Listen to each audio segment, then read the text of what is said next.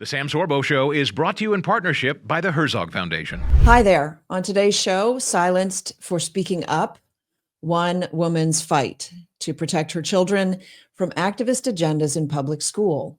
You won't want to miss this episode of The Sam Sorbo Show. Here we go. Sam Sorbo. Sam, welcome back to the program. I'm glad we welcome Sam Sorbo. It's great to have you here. Sam Sorbo.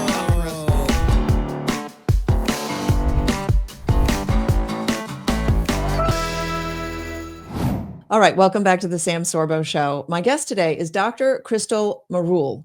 She's a senior lecturer and a coordinator at the University of Florida, but she's not here to talk about academics. She's here because she took a bold stance as a mother, and she raised objections to some explicit and activist-driven books in her child's school, and the district launched what she describes as a coordinated smear campaign to silence and defame her.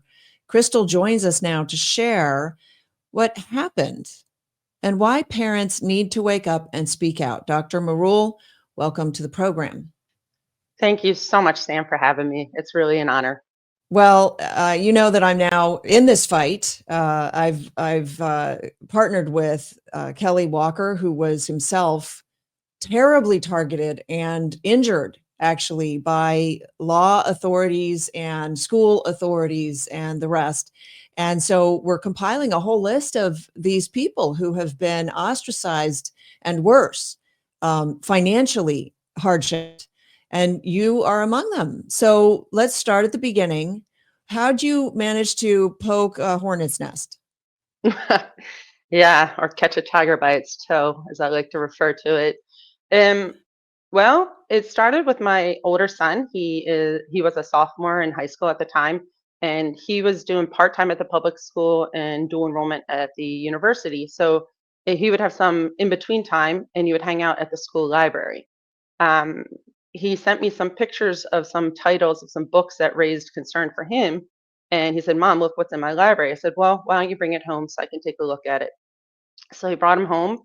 And one of the books that I was reading was called Beyond Magenta. And it was different narratives of youth who ended up transitioning and sharing their stories. And the one story that really just disturbed me was an individual who was talking about that from the age of 6 on, that he was performing oral sex on his neighbors, and that he started having sex at the age of 8, and that he was young, but it was fun, and that's what he did. And there was no asterisk saying, "Hey, if this is happening to you, this is child abuse, call this hotline." There was no contextualization that that child had been abused, and he was just narrating it as if it was a natural part of his childhood. So I obviously didn't. So the viewpoint of the book was children love sex and want to perform oral sex on other people. Well, it was the viewpoint of that story, that person's. So each chapter was like a different person's story. Are these supposed to be real people in this book, or they're just stories that are made up? No, it's supposed to be real narratives of people's experiences. Okay. And it just, the fact that it wasn't contextualized, like I can understand that that happened to somebody, but obviously that's child abuse. But somebody reading the book, a youth reading the book, Right. wouldn't be getting that message. They would just be getting that this was a natural part of this person's childhood, which to me is just normalizing sexual abuse of minors. Right. And it really hit home to me because at the time I had a 6-year-old in the house, and this is his older brother bringing home the book, and I was just blown away by it. So the other books were also inappropriate, maybe not to the same extent as that one, but I'm like, this isn't right. So I just let the book sit on my desk for a couple days, being like, what am I going to do about this? Coincidentally, there was a back to school night for my 6-year-old that following week. And there's a big age gap between my older kids and my younger kid. There's about 10 years between the older two and the younger one. And I was like, it's been a real long time since I paid attention to what materials are in the elementary school. So when I was at the back to school night that took place in the library, I just started looking at the books that were to my right. Like I didn't get up, I didn't walk around. I just decided to pay attention to the titles to the books that were on my right. And one of the books I came across, I don't know if you can see, it's this one. It's called A is for Activist. So I pick it up off the shelf and I start reading it, and it has T is for trans, trains, tiaras too. But what was more disturbing to me as a Spanish instructor and very familiar with Latin American cultures was the final page, which is Z is for Zapatista. And the Zapatistas are a Marxist organization in southern Chiapas, Mexico, that violently overthrew their local government to instill their own Marxist regime. So to reduce it to a Every slogan, 6-year-old knows that. right? And That's not news to it. the And by context the way, is just yeah, overwhelming for a right. 6-year-old. Let's point out to people that this is a board book. This is a book for parents to read to their children. Board books are the books that little kids can hold, but they can't read, right? Yep. Yeah. And the author on his webpage, after doing an investigation, said that he wrote the book for his 2-year-old son. So his target audience is for toddlers.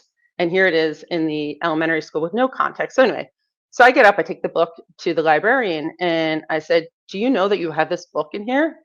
And she looks on her computer and she's like, it's indicated for ages K to 4, 4th grade or something like that. I said, "Well, I don't care what your system says. Have you read this book?" And she said, "I don't read every book that comes into this library." I said, "Okay, well, can you read it now?" I said, "It'll take you 2 seconds." And she's like, "I don't need to read it." I said, "Can you read this page?" And I pointed to the Z for Zapatista. And I said, "Do you even know who they are?" Of course, she doesn't know who the Zapatistas are. So anyway, I'm like, this is completely inappropriate. And I'd like to know why it's here available to my son that you have Marxist propaganda just sitting on a shelf. An administrator came over and was like, "Ma'am, if you have a concern about any of the contents of our library collection, you need to follow district protocol and you need to fill out a form and submit it for review." And I said, "I don't want to fill out a form. I want to have a conversation with the people that are making these decisions." And they're like, "Well, you need to fill out that form."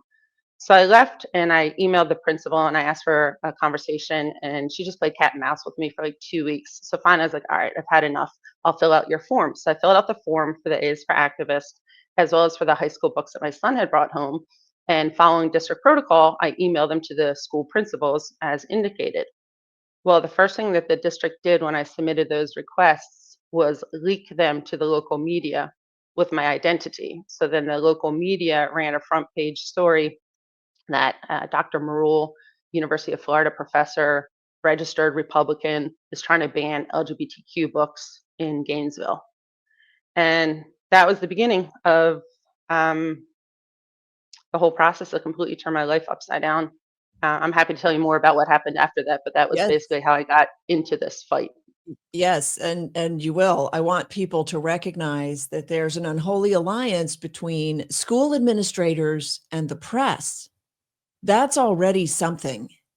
That's already something. Incidentally, you have to go through proper channels and file a complaint by writing a letter is the trap, right? Because you put it in writing, so now they have it in writing, so this is how they can, leak Yep. it.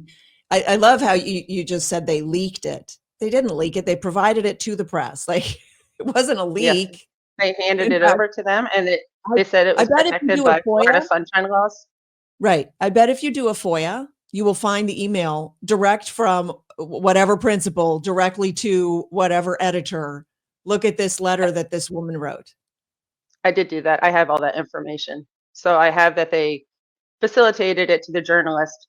And then after the fact, after giving her my information, I think they realized that they needed to have followed different protocols. So then they asked the journalist, "Please file a public records request for this information." But they'd already given it to her.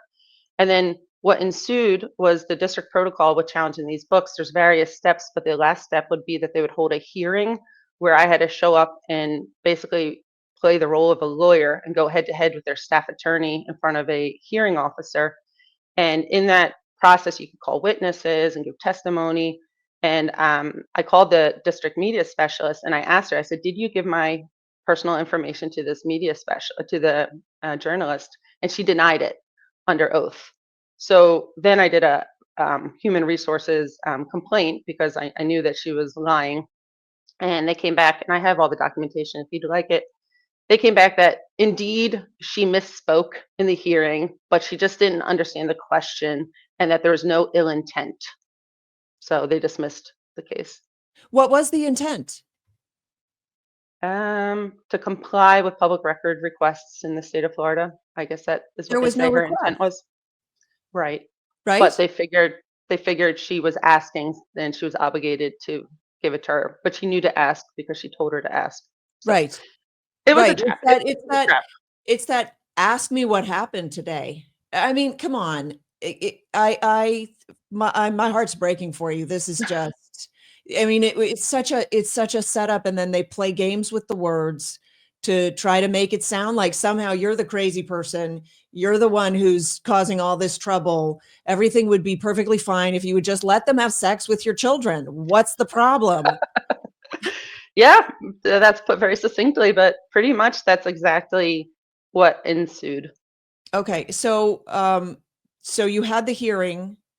I Oh, imagine it did not go well. At this point, what's happening to your career?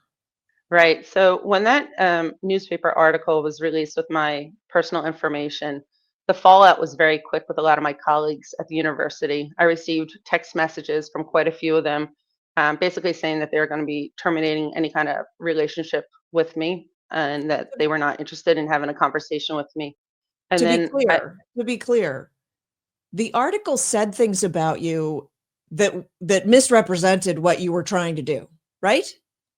I was not trying to ban LGBTQ books, No, you were broadly saying some speaking. books are not appropriate for children of certain ages, which is Exactly. something that we have held ever since we passed marriage laws that children under the age of 18 were not actually legally allowed to get married as a way of protecting children.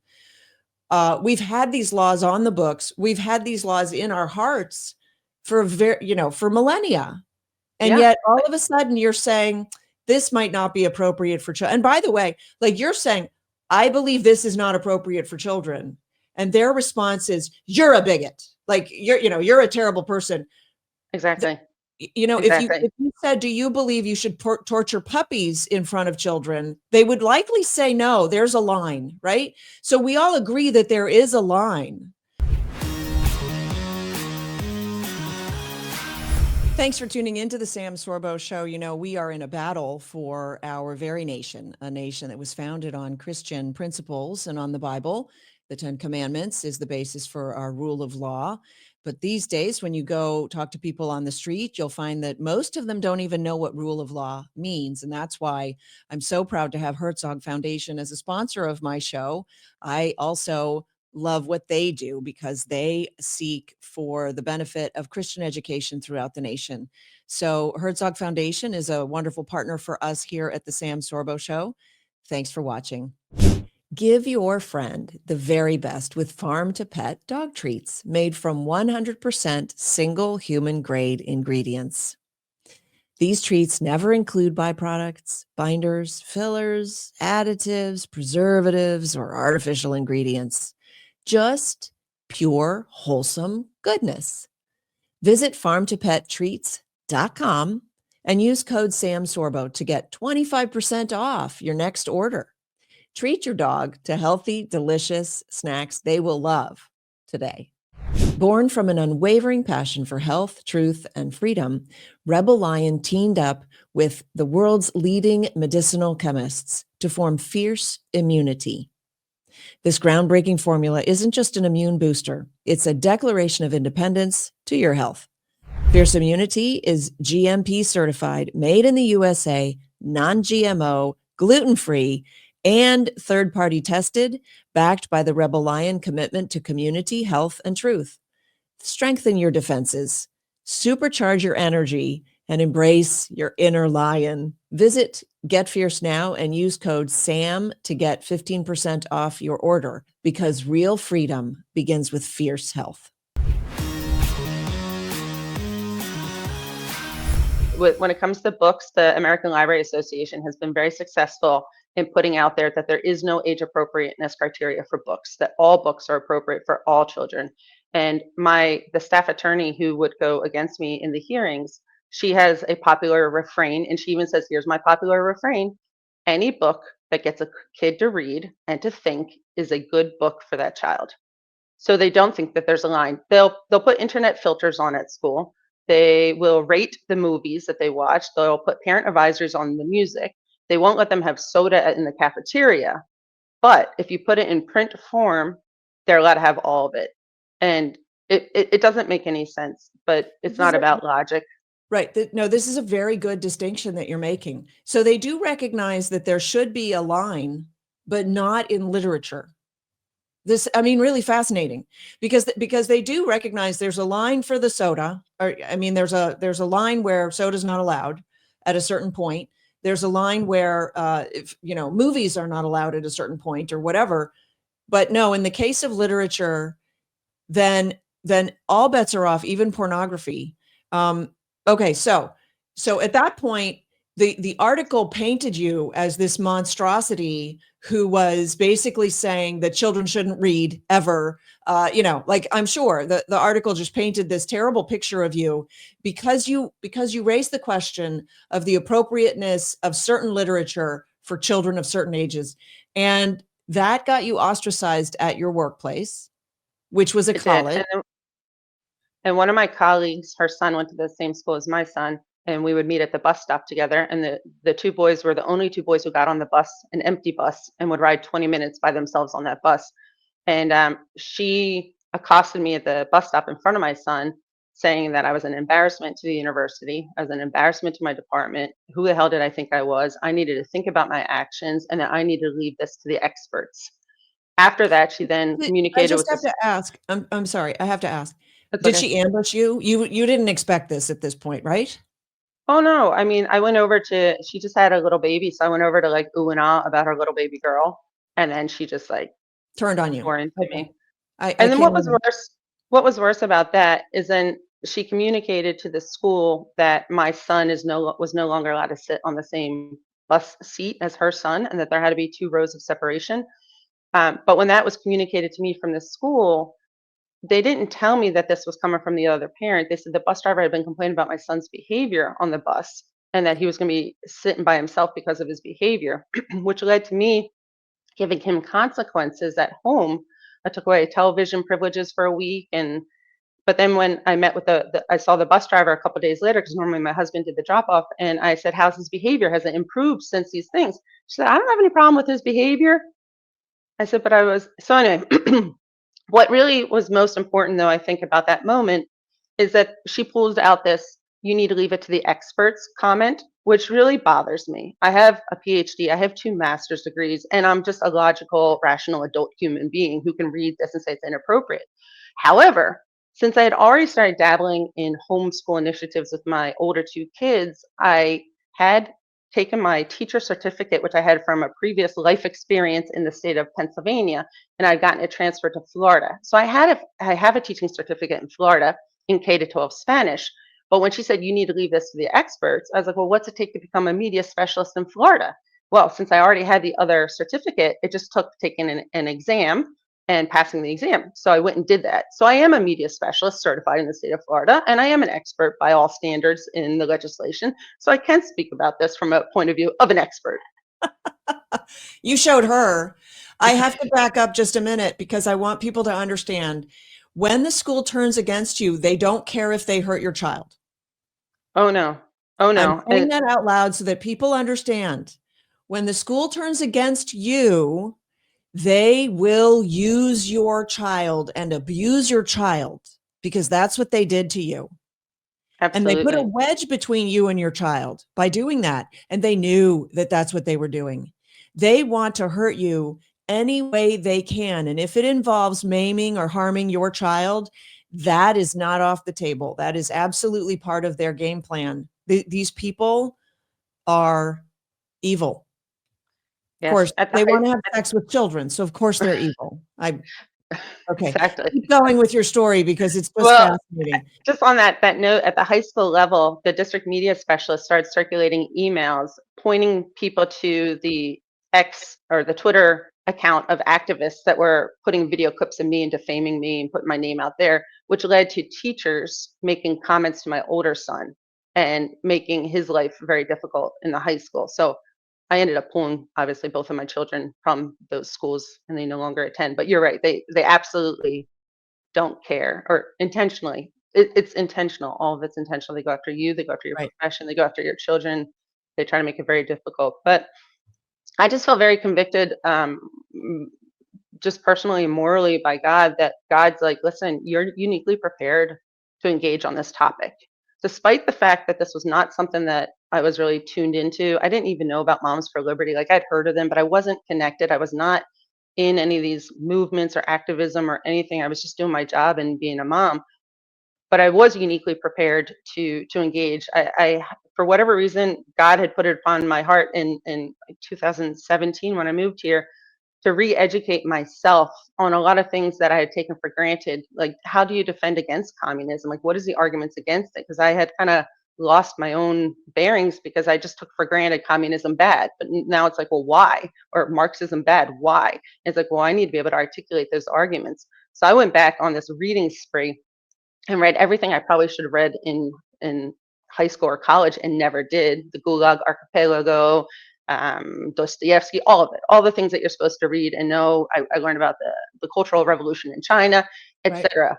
So I was uniquely prepared on that perspective. And then I had the academic credentials that not many parents have. So, and then also I have, I don't know, just the brazen guts to say, all right, I'm not going to back down. Like, I am not, I'm not going to hide, and I'm not going to apologize, because what I'm saying is reasonable, rational, and right. So I'm going to do this.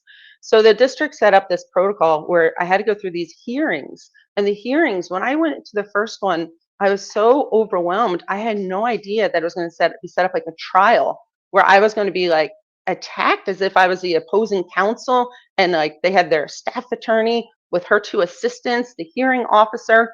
We're supposed to call witnesses and ask them questions and then like cross-examine their testimonies. And I'm like, I am in way over my head. But I had prepared my presentation, and my presentation was solid about A's for activists. Like, I explained why each one of these things were not appropriate for children from an ideological perspective, but I also analyzed it from like a textile level. I'm like, this text isn't appropriate for second graders when the themes are these themes. So I used their own standards to show that in no way can you evaluate this book and find it appropriate for this age category. Well, after every single one of the, and also I was like, if they're flipping out like this because of this one book, how many other books do they have that I have no idea? Like, this was not an accidental book that got in here that I found. Like, Right. there's something else going on here. So then I started going through their collection to see, well, what else do you have? And what I found after these initial books was so much worse than what I had found, what I stumbled upon initially. So I challenged more books, and I ended up going through 6 of these hearings. But after every single one of the hearings, they didn't like, I think, how it played out. So they would change the rules. So it went from like, you have like whatever, however much time you need, to now you only have 1 hour to present your case, to you have to send your documentation beforehand a week in advance. Now you have to send it 2 weeks in advance. Now you got to send it and bring copies the day of. Now you can't call. Then they start taking away who I could call as a witness. So it was like, first was open. And then it's like, okay, now you can no longer call teachers from the schools. And I think you have a clip, and you'll see why they said no longer could I call administrators from the schools. I can only call from the district. And then it's like, you can't call anyone from the district. So on the very last hearing, the last time I was able to call a witness, I got Senator Keith Perry from the state of Florida to show up to testify on my behalf, saying, you guys are not applying the legislation the way it was written to evaluate these books. And they read him the Riot Act, which is quite disrespectful to a sitting senator. And then after that, they changed the policy that you could no longer call witnesses at all to the hearings. So I stopped going. Right, because you're just going to go be a punching bag for them for an hour or two. How long were And these then hearings? about 2 hours, Yeah. 2.5 hours long. And then they would make these video clips that first they were disseminating to their activist groups. They were Right. making clips of me and posting it. But Right. then when And that backfired, putting things together to make you look like you're an idiot because they can. What's the clip? We want to show the clip of the principal admitting that So he thinks it's, sorry, go ahead, set it up. I was going to say, let me set it up for you and frame it for you. So one of the other books that I found in my son's elementary school is a book called Melissa, formerly known as George. They changed the title because it's a book about a transgender 4th grader who he's secretly socially transitioning behind his mother's back with the help of a little girlfriend from school. And if that's not enough to say this shouldn't be in an elementary school, there's a lot more. Stay ahead of the storm with IQ Weather, a premium all-video homeschool course that makes learning science exciting and engaging.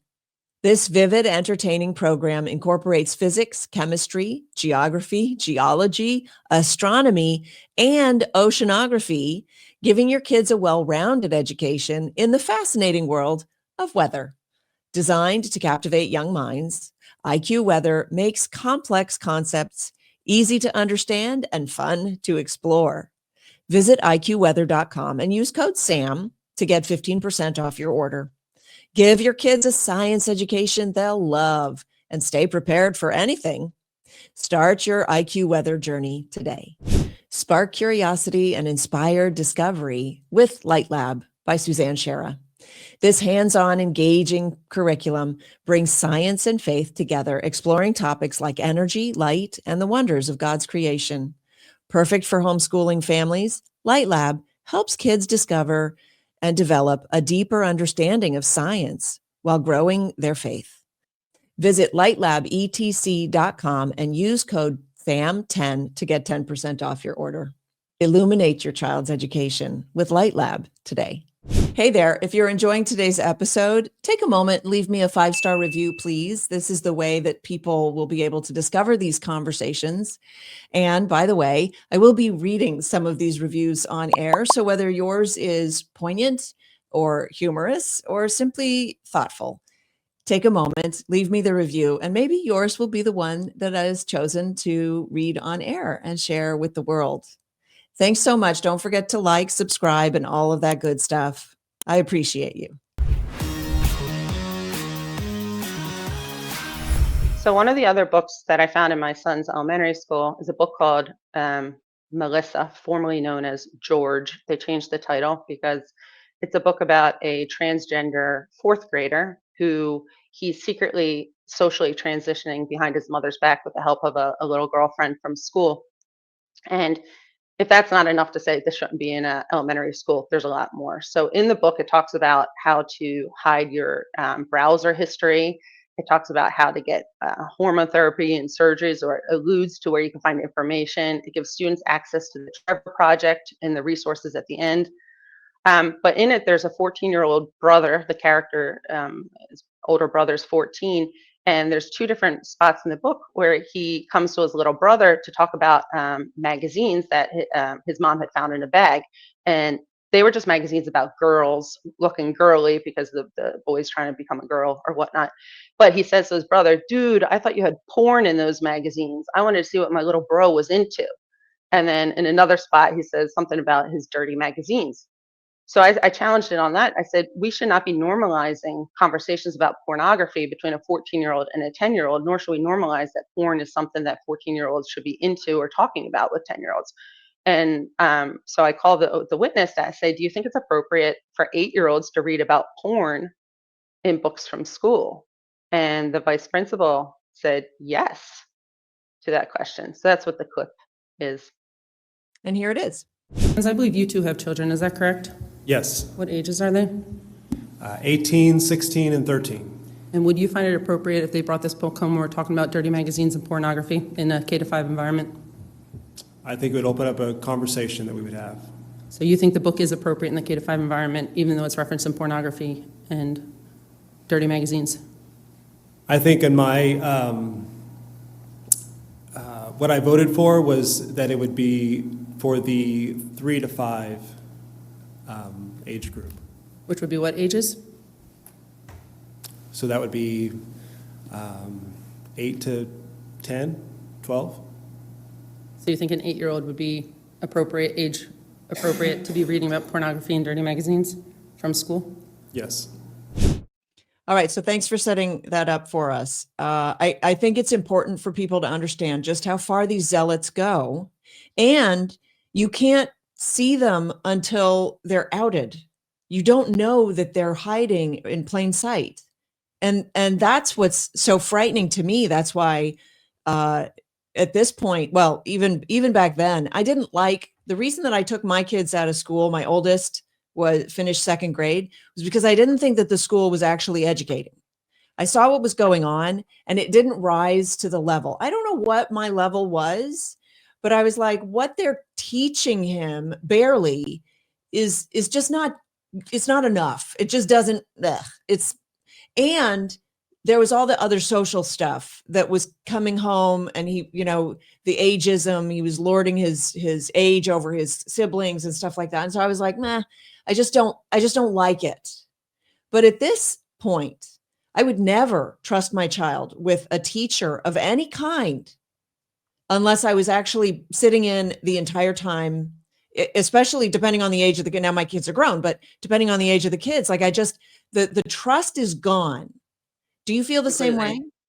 Well, absolutely. And I mentioned before that I had started dabbling in homeschooling with my older kids before this incident happened. And the reason is precisely what you said. When my son was in ninth grade in high school, he had two different incidents that just, I was like, this is ridiculous. One, his English teacher quit in January, and they never got a full-time teacher back into his classroom. So from January till the end of the school year, he just had daily subs coming in and out. There was no education happening. And when I went to meet with the principal about it, and I said, there's no communication about this issue either. I was Oh, just they blown didn't off. tell you. No, my son told me. And I Don't said, tell the parents, it'll be okay. and I was like, if I had known this would have been the situation, I would have found some other option for him. I would have put him in Florida virtual school. I would have, Right. I don't know, I would have done something differently. But anyway, so there was They're just that. like, oh, And you'll then make it up in 10th grade. he had a history teacher who was very much an activist, but also very unengaged with the students. And my son loves history and he loves geography.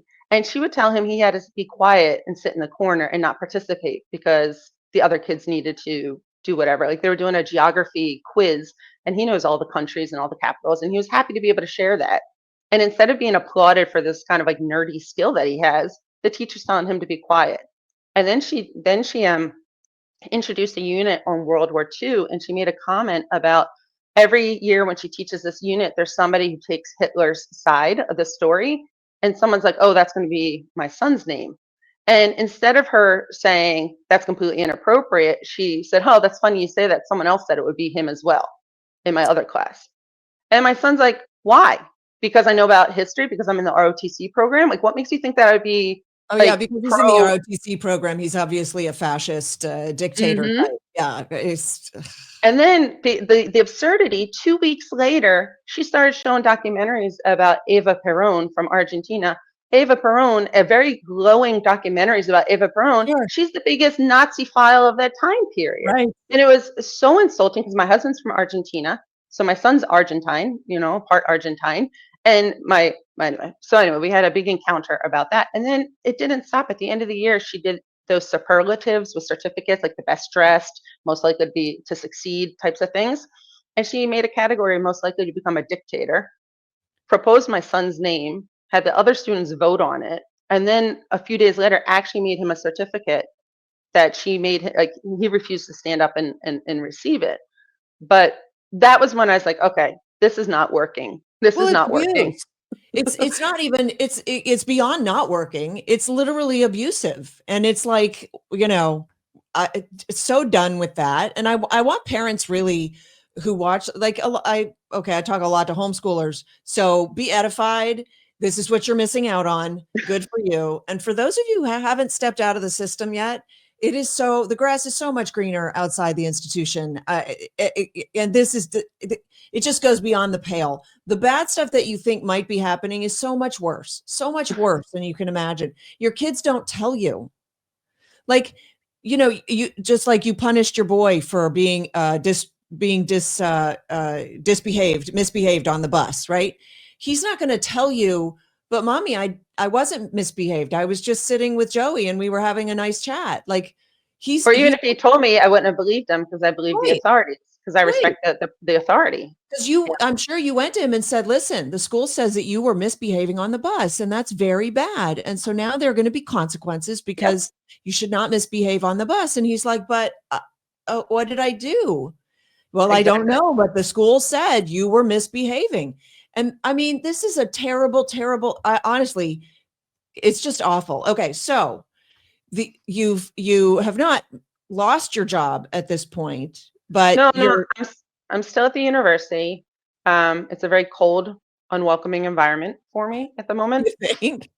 There have been, consequences, coincidences, who knows? But I haven't been appointed to any committees in my department this year, which, 8 years I've always been on some committee. I was not given a summer teaching assignment. 8 years I've always been given a summer teaching assignment, not this year. Are you fighting that? And no, because it's of the discretion of the department. And It's purely voluntary? it's, and perhaps it was because of budget cuts. Like I'll give, the benefit of the doubt. The coincidence and the timing is quite interesting. Come on. So, yeah, so going back to the Maybe homeschool after put that it in incident, writing. after that homeschool incident, or after that incident with my son at school, I decided to start homeschooling him at least part-time. And as you said, the world opened up to us for so many other rich opportunities for my child.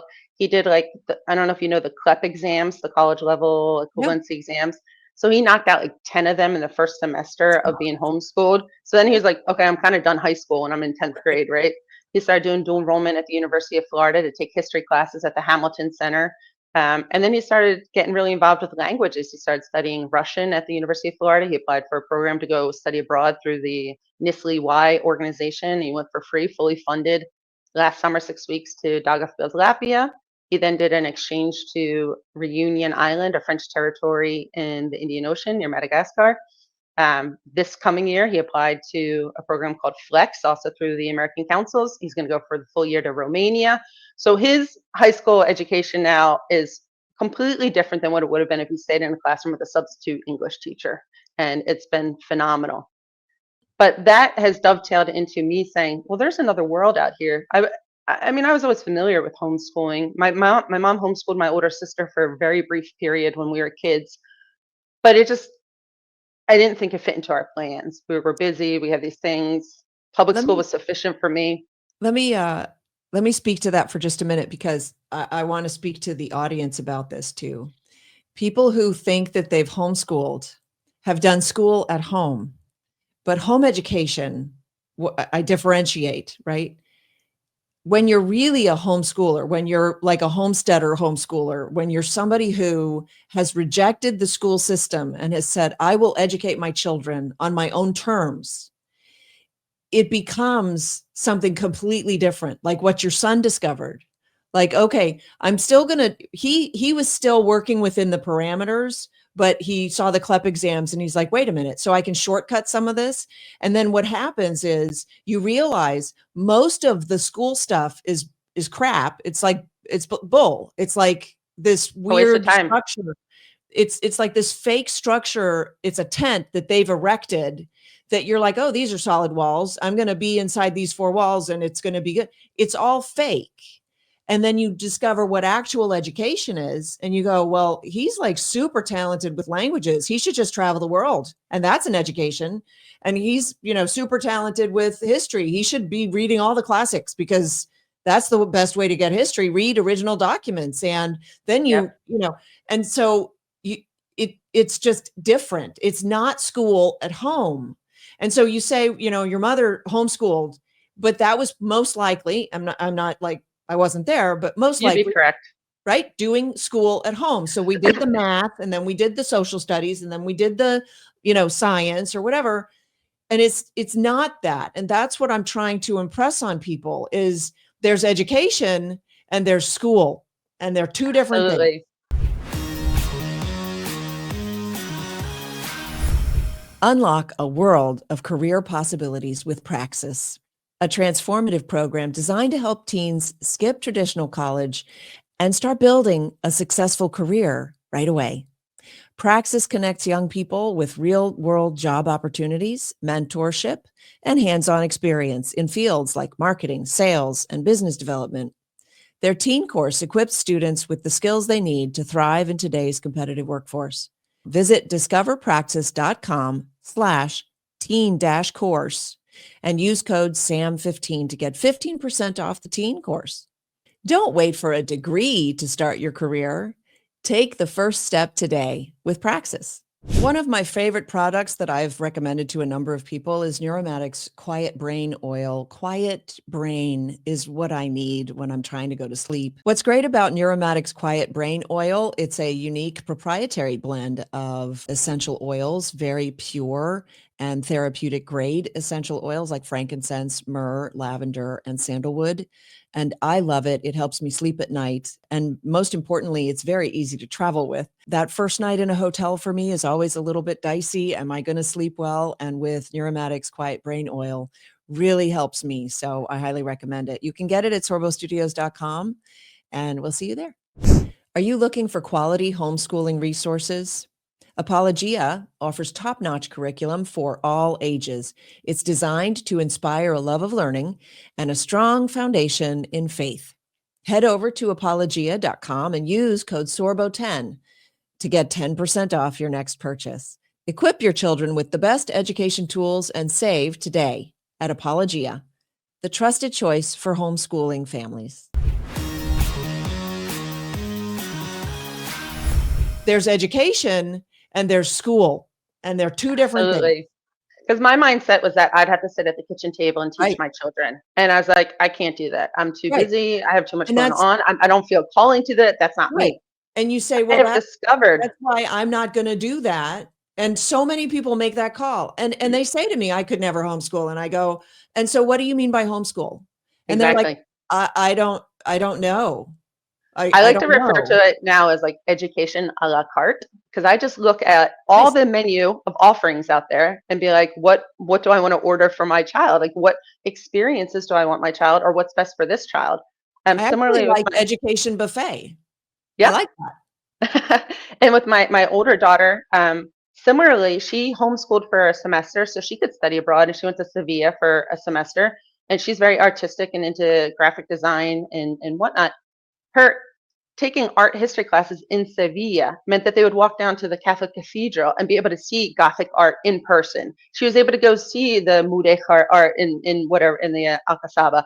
I mean, it was just like, oh, this is real. This is amazing. And that was because we could use the framework of homeschooling.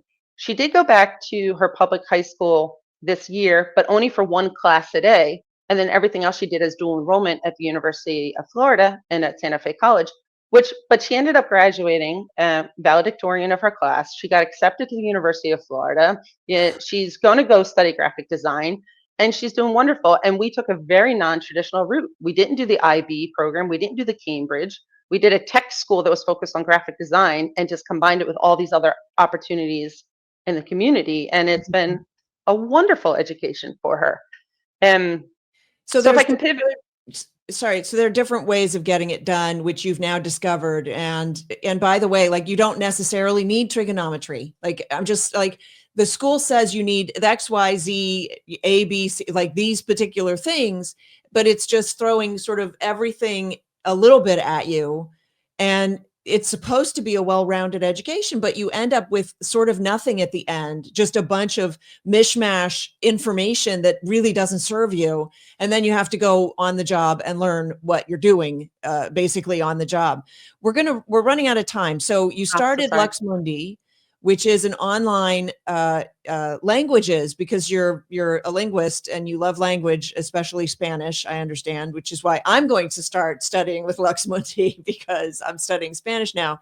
But how is that different from other models that are out there? And this is sort of your new foray into, you know what, if they're going to ostracize me, I can do stuff on my own anyway.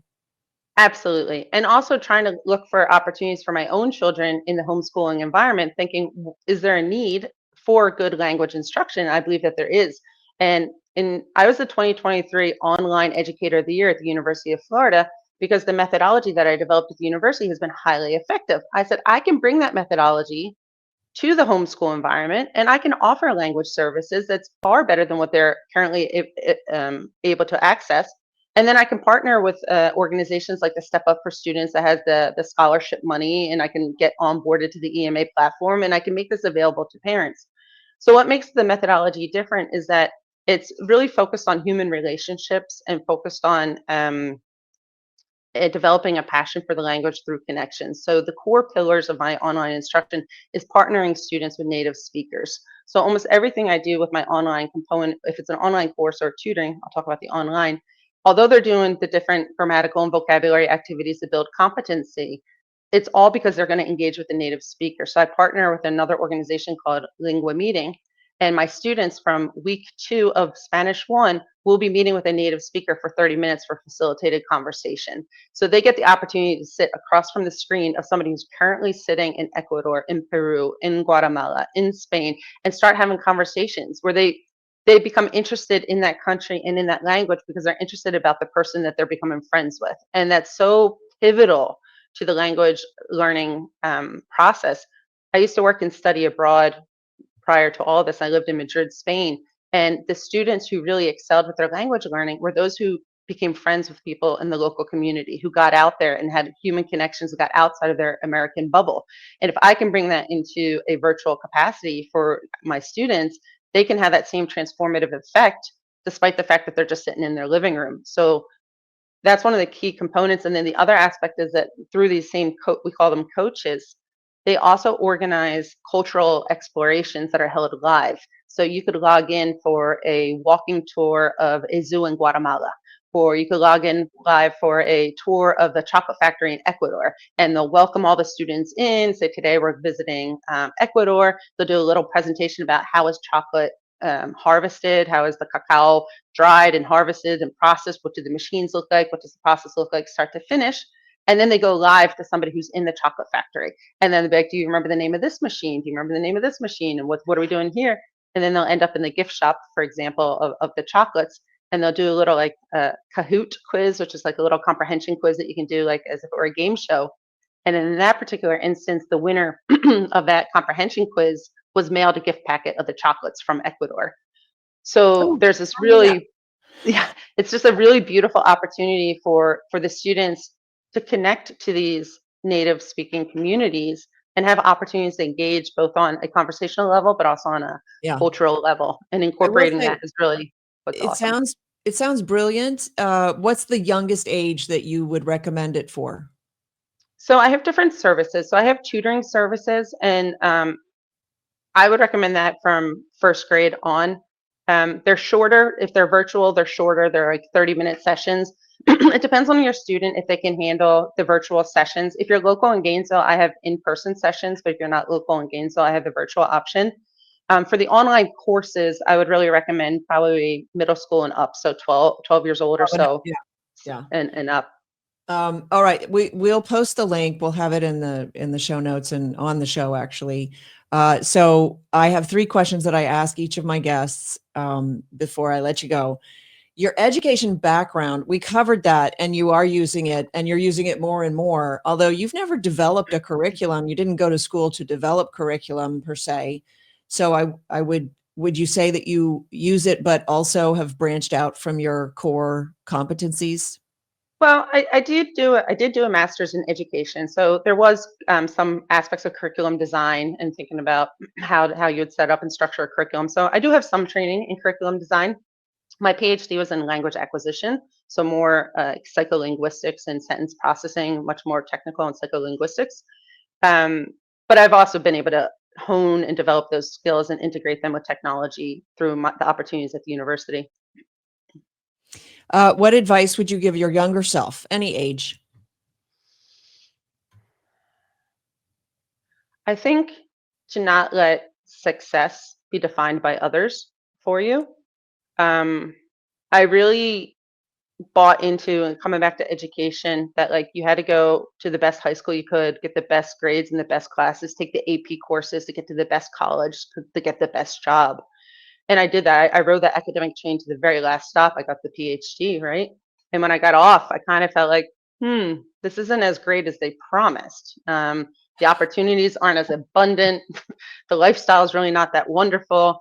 And I did everything right, but according to perhaps other people's standards. Yeah. And I think redefining, and that's what I've worked really hard with my own children, like rejecting that premise that like that isn't the only pathway to success, and we're going to do things on our terms, especially with their education. My daughter could have gone to the IB program, she could have gone to Cambridge, but I was like, I don't think you need to do that. You like art, let's focus on art and let's really bolster that. And nonetheless, there she is valedictorian going to UF. So it didn't matter that she didn't. In fact, it probably benefited her to go to the tech school instead of the IB because it set her apart from everyone else. So I think letting go they do define success as money. And when you did everything that you were supposed to do, the money wasn't there. It was supposed to be there, right? They promised it. And then you got there and you're like, the money's not here. And so basically their promise is falling apart. So now I've got to figure this out. I think that's brilliant that you managed to guide your daughter away from the sort of the more obvious path, the path that's more obvious according to the experts. Yeah. But you're an expert now, so it's okay. Now I'm an expert on parenting my kids. Kids, that's it. So But what the- is, Sorry, sorry, I was just gonna go say, ahead. I'm sorry. I was gonna say the same thing happened in the doctoral program. You get in there, you get acculturated thinking that the only real success of finishing a PhD is landing a tenure track job. And that's like, you might not think that when you start, but you definitely think that when you end. And when you don't get that tenure track job, it's really hard to negotiate. But then after, years out, I'm like, that is insane. Like, why did I let that become my definition of success? That's not even a life I want. So, yeah. Because they had you for 19 years of brainwashing Yeah. to tell you that that's what you wanted. Damn it. Okay. Yep. Last question. What's the most urgent cultural shift that you think is needed today in our society to get us back on track? Yeah, that's a great question. I've spent some time thinking about that. And what's just really keeps coming back to me, and I don't know, well, I guess from a Christian perspective, I do know, but I would say it's putting God back up at the top of the hierarchy, like, and realizing that absolute truth and objective truth is outside of us. It's not co-created by a group. Truth doesn't exist because we just voted on it and came to an agreement amongst a group that this is truth. And in fact, that's very dangerous because then when you try to debate truth claims, it's attacking the group's identity and that they become very fragile and hostile because they only exist because of their agreement about that truth claim. Whereas when you put truth back out there where it belongs in an objective position that's not defined by me, but exists outside of me, it allows for robust debate to occur because it doesn't attack my identity. Right. Right. Well, that was very sound theology right there. Thank you for that. I'm going to take some notes on that because that's going to stick with me for a while. When a group defines truth for itself in agreement, then anything that confronts that truth is a confrontation to the group, and they struggle with identity because of it. It's brilliant. Okay, so we're going to leave it there for now. But Crystal Marull, you have been a joy to have on the show. Thanks for coming on. Thank you so much for this opportunity. So that's it for me, folks. Thanks for tuning in. This is the Sam Sorbo Show. Remember, speak truth and speak it boldly. We'll see you next time.